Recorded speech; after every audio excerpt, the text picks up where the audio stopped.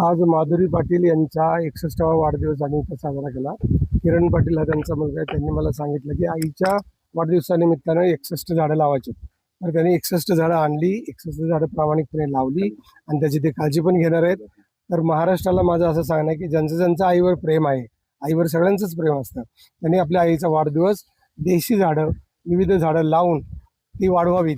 म्हणजे आईचं वय वाढणार, आईला आशीर्वाद मिळणार, तुम्हाला आशीर्वाद मिळणार आणि झाडरूपी आई परत पुढे आपल्याला जिवंत बघायला मिळणार. ही जी कन्सेप्ट आहे ती पुढे वाढत राहो आणि माधुरी पाटील यांच्या वाढदिवसानिमित्तानं आपण सगळ्यांनी त्यांना शुभेच्छा देऊया. झाडांचं अनाथाश्रम तुम्ही आता तयार करताय, काय ही नेमकी संकल्पना कशी सुचली आणि काय सांगाल? झाडांचा अनाथाश्रम म्हणजे रस्त्याच्या बाजूची झाडं, करोडो झाडं आपली कापली गेली, तर त्याच्यावर उत्तर सापडत नव्हतं. तर कागदोपत्री झाडं लावण्यापेक्षा खरोखर झाडं लावली पाहिजे. तर विविध प्रयत्न करून काही रोडच्या साईडची झाडं आपल्याला ट्रान्सप्लांट करायला मिळाली आणि DB घोरपडे असोसिएटच्या माध्यमातून आपण आता आंबोड्याला एक 500 झाडांचा अनाथाश्रम केला आहे. आणि आता उदगीरला असो, परभणीला असो, जिथं जिथं असा वाघाव, कोल्हापूर अशा ठिकाणी आपण जी अनाथ झाडं आहेत ती आता जळण्यासाठी काढणार आहेत, ती झाडं वाचवून आपण एका ठिकाणी लावतोय. तर त्यांना तो झाडांचा अनाथाश्रम असं लावतो. येण्याच्या जी लोक आहेत ती तुम्हाला सांगतात का की आम्ही या रस्त्याचं रुंदीकरण करतोय आणि जी जुनी झाडं आहेत ती कापतोय?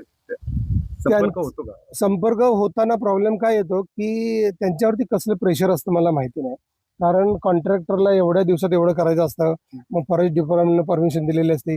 फॉरेस्ट डिपार्टमेंटनं परमिशन दिली की त्यांना कायदेशीर वागायचं असतं. त्यांच्या मते की बाबा आम्ही परमिशन दिली, एवढे पैसे घेतलेत आणि आमचं कॉन्ट्रॅक्ट पूर्ण झाले.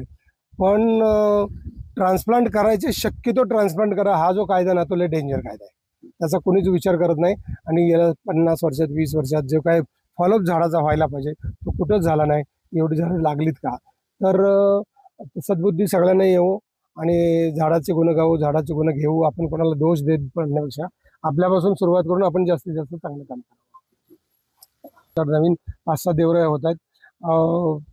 जास्तीत जास्त फॉरेस्ट डिपार्टमेंटमध्ये पण खूप जास्तीत जास्त माणसं चांगली आहेत, ते चांगलं काम करू इच्छितात.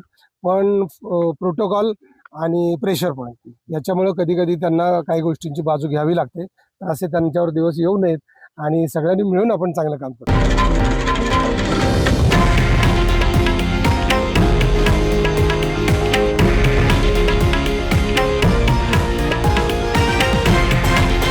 हे आहे देशातील नंबर 1 न्यूज नेटवर्क आणि आपण पाहत आहात TV9 मराठी, एकमेव.